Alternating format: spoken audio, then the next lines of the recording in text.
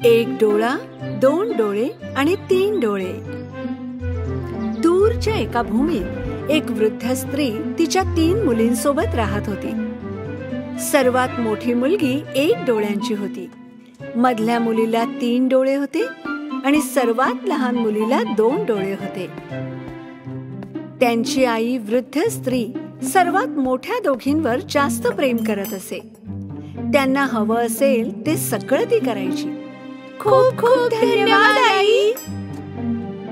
सर्वात लहान मुलीला नेहमी कठीण कामं आणि घरकाम दिलं जात असे. खरं तर ते तिला निरुपयोगी आणि अक्षम आहे असं म्हणत असे. आणि त्यांनी तिला जेवणाच्या टेबलावरही बोलवलं नाही. आई, 2 डोळे आमच्या बरोबर या टेबलावर खाण्यास पात्र नाही, कारण ती काही करू शकत नाही. पण मी तर. म्हणून आईने तिच्या 2 डोळ्यांच्या मुलीला त्यांच्या बरोबर टेबलवर जेवू दिलं नाही.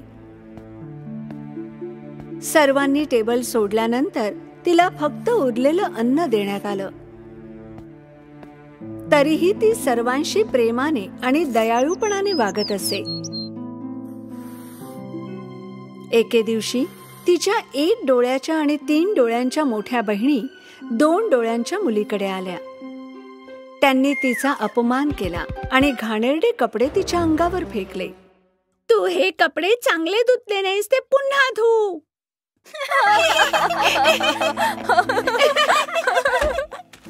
2 डोळ्यांनी रडत घर सोडले. ती पुन्हा कपडे धुण्यासाठी नदीवर गेली. माझ्या बहिणी माझ्याशी असे का वागतात? मी त्यांचं काय बिघडवलंय? 2 डोळ्यांची मुलगी रडत असताना तिच्या समोर एक परी आली. परीने तिच्या चमकदार पोशाखाने 2 डोळ्यांच्या मुलीला भुरळ घातली. पण तिने आपला चेहरा तिच्यापासून लपवून ठेवला. 2 डोळ्यांची सुंदर मुलगी, का रडतेस? कारण मी घरात सर्वात लहान आहे.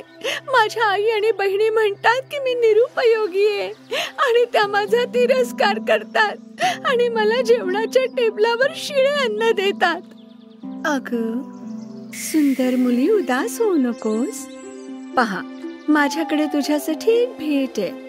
ही जादूची काडी आहे. जर तू इच्छा केली आणि 3 वेळा जादूची काडी फिरवली तर ती पूर्ण होईल. जेव्हा 2 डोळ्यांच्या मुलीने इच्छा व्यक्त केली तेव्हा जेवणाचे टेबल दिसले. टेबल स्वादिष्ट अन्नाने भरलेले होते. अरे वा, हे पदार्थ बघा, सर्व गरम गरम आणि ताजे. 2 डोळ्यांची मुलगी अनेक दिवसांपासून उपाशी होती, म्हणून ती टेबलावरील अन्न खाऊ लागली. तुझे खाणे झाल्यावर तुला फक्त 2दा काडी फिरवायची आहे. 2 डोळ्यांच्या सुंदर मुली, लक्षात ठेव, फक्त 2दा. परी तिचा चेहरा न दाखवता अदृश्य झाली. 2 डोळ्यांच्या मुलीने चांगले जेवण केल्यानंतर काडी 2दा फिरवली आणि टेबल नाहीस झालं. बापरे, माझे पोट भरलंय. मी खूप आनंदात आहे. पण मला ही काडी माझ्या बहिणींपासून आणि आईपासून लपवावी लागेल, नाहीतर ते काहीही करतील. 2 डोळ्यांची मुलगी वॉकिंग स्टिक म्हणून काडी वापरून घरी परतली. टेबलावर उरलेले अन्न तिला दिसले, पण पोट भरलेले असल्यामुळे तिने ते खाल्ले नाही. 2 डोळ्यांची मुलगी तिची चालायची काठी घेऊन रोज पुन्हा बाहेर जायची. ती पाण्याच्या काठावर गेली, तिची काठी फिरवली आणि तिला पाहिले तितकं खाल्लं. पण एके दिवशी जेव्हा ती घरी परतली तेव्हा तिच्या मोठ्या 1 डोळ्याच्या आणि 3 डोळ्यांच्या बहिणींना त्यांच्या धाकट्या बहिणीच्या 2 डोळ्यांमध्ये बदल दिसला. प्रत्येक वेळेस ती बाहेर जाते आणि परत येते तेव्हा हसत का येते, आणि आपण तिच्यासाठी ठेवलेलं अन्नही ती खात नाही. दुसऱ्या दिवशी 2 डोळ्यांची बहीण बाहेर गेल्यावर मत्सरी बहिणी तिच्या मागे गेल्या. थोड्या वेळाने 2 डोळ्यांची मुलगी पाण्याच्या काठावर आली. तिने एक इच्छा केली. आणि काडी 3 वेळा फिरवली आणि स्वादिष्ट अन्नाने भरलेले टेबल समोर आले. हे पाहून बहिणीही थक्क झाल्या. अच्छा, म्हणजे ती रोज स्वादिष्ट अन्नाने पोट भरते तर, आणि ती आपल्याला देतही नाही. 1 डोळा आणि 3 डोळ्यांच्या मुली घरी धावत आल्या आणि त्यांनी जे पाहिले ते त्यांनी त्यांच्या आईला सांगितले. तिने जे ऐकले त्यावर आईचा विश्वास बसेना. तिला खूप राग आला. 2 डोळ्यांची मुलगी घरी परतण्यापूर्वी सर्वजण लपून राहिले. मुलगी घरात शिरताच तिची आई तिच्या जवळ आली आणि हातातली काडी घेऊन ती अर्धी मोडून टाकली. नाही, तू असं का केलंस? आम्ही उपाशी पोटी घरी बसलो असताना तू स्वादिष्ट अन्न खात होतीस.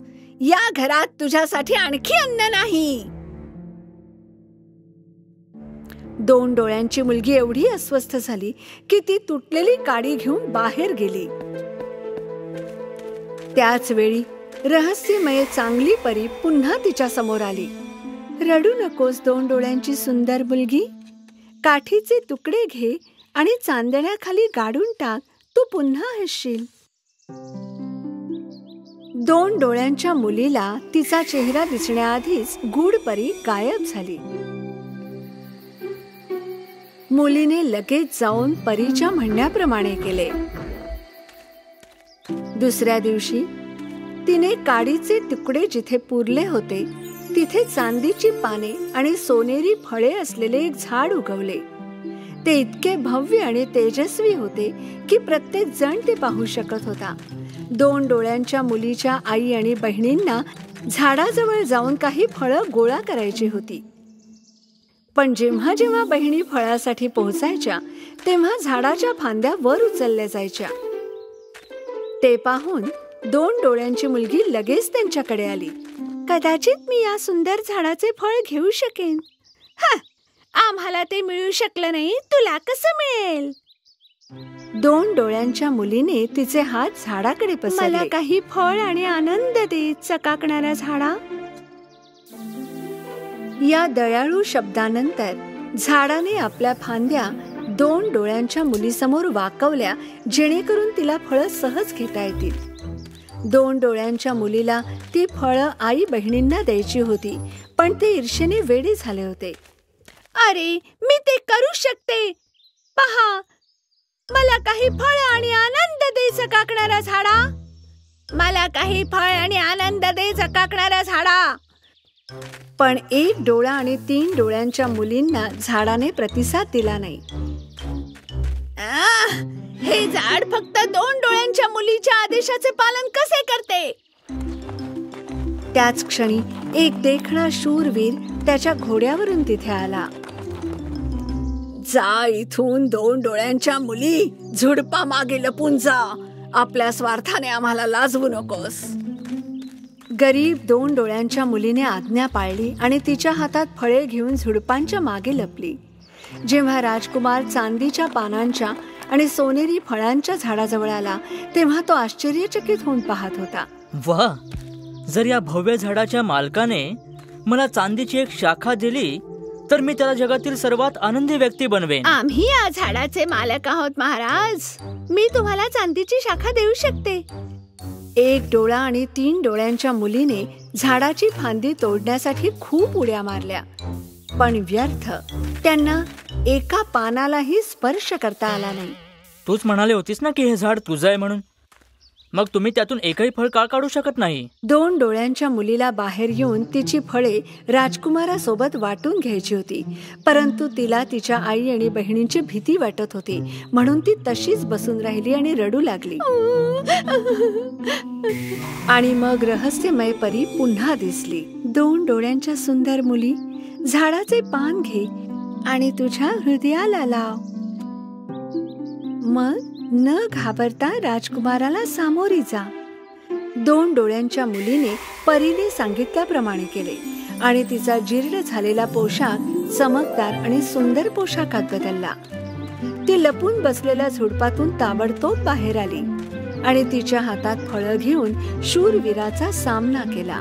शूरवीर 2 डोळ्यांच्या मुलीच्या सौंदर्याने मंत्रमुग्ध झाला आणि तो तिच्यावरून दृष्टी काढून घेऊ शकला नाही. मी तुम्हाला सोनेरी फळं असलेली चांदीची शाखा देऊ शकते राजकुमारा. मला तुला जगातील सर्वात आनंदी व्यक्ती बनवायचं आहे सुंदर डोळ्यांच्या मुली.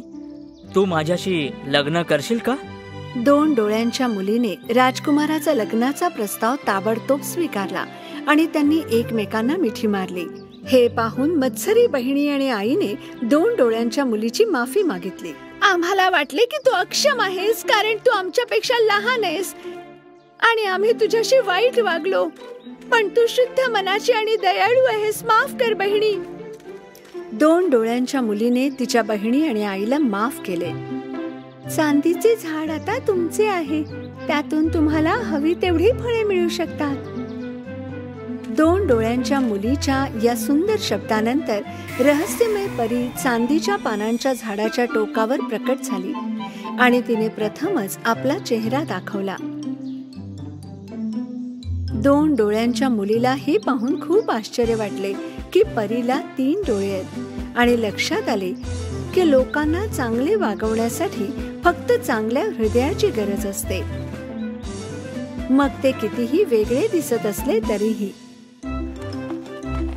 मग 2 डोळ्यांची मुलगी आणि राजकुमार घोड्यावर बसले आणि शाश्वत आनंदाकडे निघाले.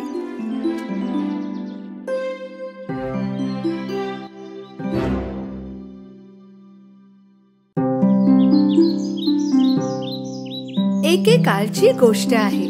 एक गरीब विधवा बाई आपल्या मुलाबरोबर राहत असे. तिचा मुलगा जॅक काहीही काम करत नसे, कारण तो खूप आळशी होता. त्यामुळे त्यांच्याकडे पैसेही नव्हते. आई, खायला दे ना काहीतरी, मला भूक लागली आहे. दिवसा मागून दिवस गेले.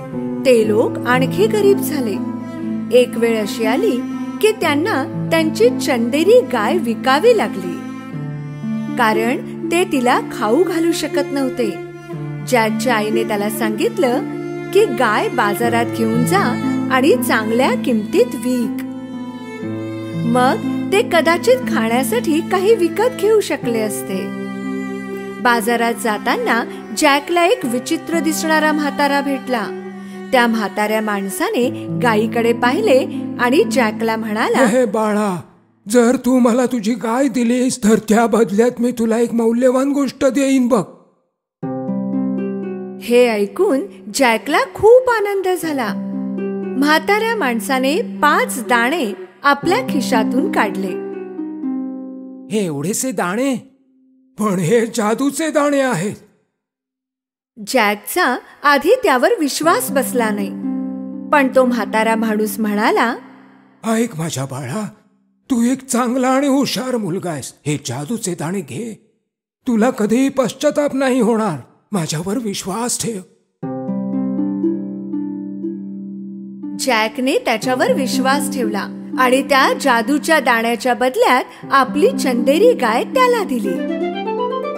आपल्या कामावर खुश होऊन जॅक आपल्या घराकडे धावला. आई, हे बघ मी काय आणलंय. जॅकला एवढा आनंदात पाहून त्याच्या आईला वाटलं की तो गाय खूपच चांगल्या किमतीत विकून आला असावा. जेव्हा जॅकने आपल्या आईला जादूचे दाणे दाखवले तेव्हा ती उदास झाली.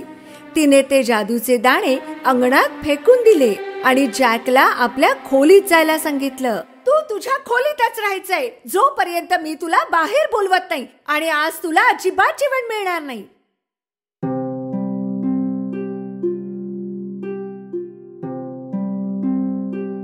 सकाळी जॅकने आपल्या खिडकी बाहेर डोकावलं तेव्हा तो चकित झाला. त्यांच्या खोलीच्या खिडकीतून त्याने पाहिलं की एक रोपटं खूप वेगाने वाढत होतं. हे ना सर्वसाधारण झाड होतं ना एखादं फूल. हे जादूच्या दाण्याचं झाड होतं. जॅकने त्या विशाल दाण्याच्या झाडावर उडी मारली. त्याच्या वेड्या वाकड्या पानांवर शिडीप्रमाणे चढू लागला.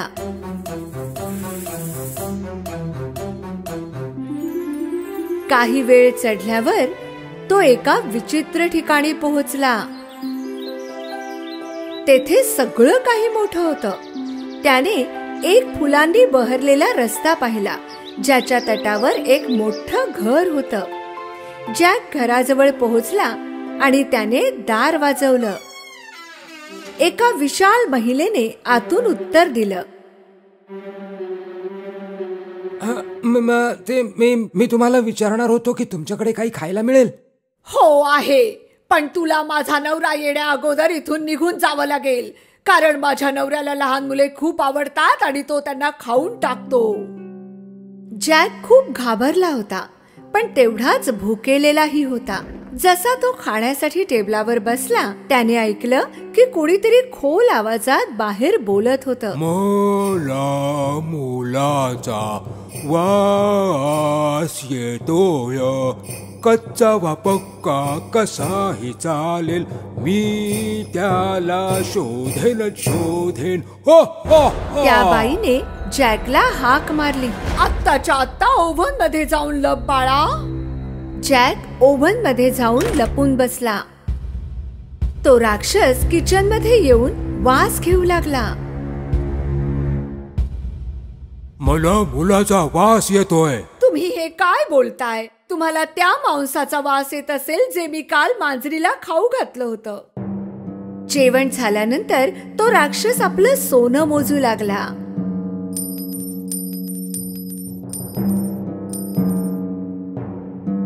काही वेळानंतर तो मोजता मोजता थकला आणि झोपी गेला.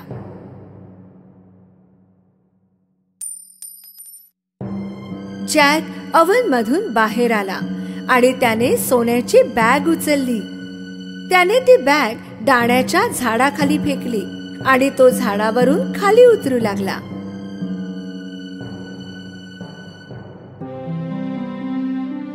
त्याने ती सोन्याने भरलेली बॅग उचलली आणि धावत घरात गेला.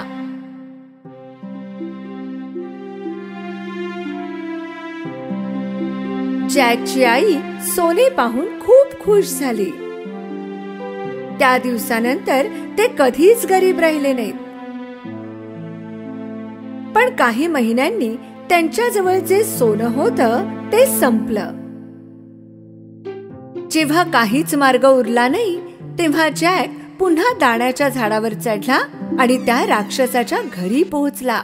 मागल्या वेळी तू इथे आला होतास तेव्हा आमची सोन्याने भरलेली बॅग नाहीशी झाली होती.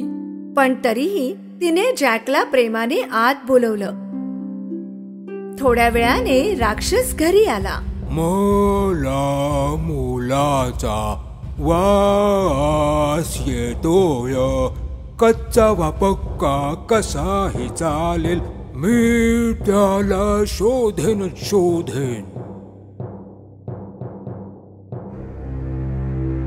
राक्षसाचा आवाज ऐकताच जॅक ओव्हन मध्ये जाऊन लपला. जेवण झाल्यावर राक्षसाने त्याच्या पत्नीला कोंबडी आणायला सांगितली.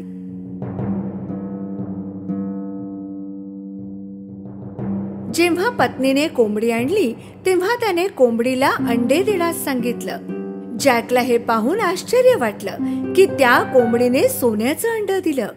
आणि जेव्हा राक्षस झोपला, जॅक ओव्हन मधून बाहेर आला आणि त्याने कोंबडीला उचललं आणि खालच्या बाजूला पळाला.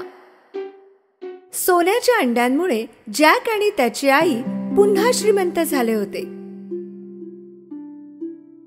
पण काही दिवसांनी जॅकने पुन्हा एकदा आपलं नशीब आजमावायचं ठरवलं आणि तो दाण्याच्या झाडावर चढला. त्यावेळी राक्षसाच्या घरात हळूच घुसला, त्याच्या पत्नीपासून लपून छपून, आणि मोठ्या तांब्याच्या भांड्यात जाऊन लपला. थोड्या वेळाने राक्षस तेथे आला. मला मुलाचा वास येतोय, कच्चा वा पक्का कसाही चालेल, मी त्याला शोधेन. यावेळी राक्षसाच्या बायकोने जॅकला पकडायचं ठरवलं. जर एखादा मुलगा असेल तर अवनमध्ये असेल. जॅक दुसरीकडे लपला होता. राक्षस आणि त्याच्या बायकोने संपूर्ण घर शोधलं, पण त्यांना जॅक सापडला नाही.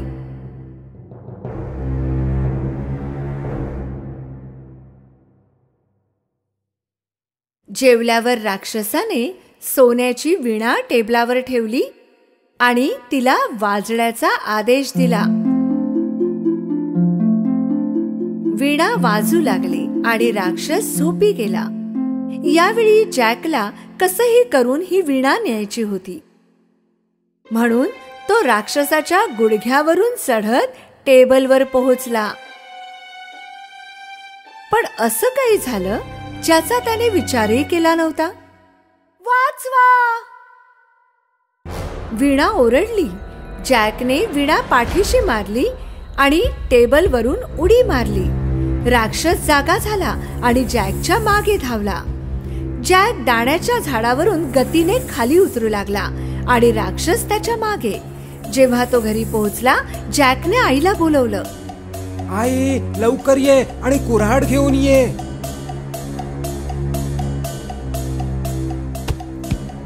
त्यांनी दाण्याचं झाड कापायला सुरुवात केली. शेवटी त्यांनी दाण्याचं झाड कापून टाकलं आणि राक्षस जोरात जमिनीवर पडला. ते दोघे राक्षसापासून सुरक्षित होते. नशीब आपलं, आपण वाचलो. ते दोघे सुरक्षित होते, पण जॅकला आपल्या वागण्यावर खूप पश्चाताप होत होता. तो आज लोभी वृत्तीमुळे जीव गमावून बसला असता. त्याने त्याच्या आईला वचन दिलं की तो कधीही चोरी करणार नाही आणि तो उद्यापासून खूप कष्ट करणार आहे. त्या दिवसानंतर जॅक आणि त्याची आई कधीही गरीब राहिले नाहीत. हो, त्यांच्याजवळ सोन्याचे अंडे देणारी कोंबडी होती मदतीसाठी, पण जॅकनेही काम करणं सोडलं नाही.